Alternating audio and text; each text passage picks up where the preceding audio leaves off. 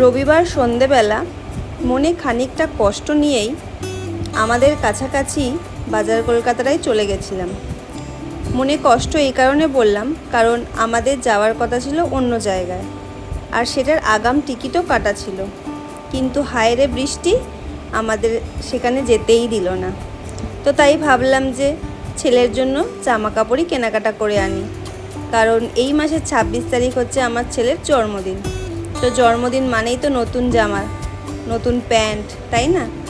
তো সেই ভেবে পৌঁছে গেছিলাম বাজার কলকাতায়। যেহেতু আমাদের ধারে কাছে সেরকম কোনো দোকান নেই, তো বাজার কলকাতা আছে, আর সিটি স্টাইলটা নতুন খুলেছে।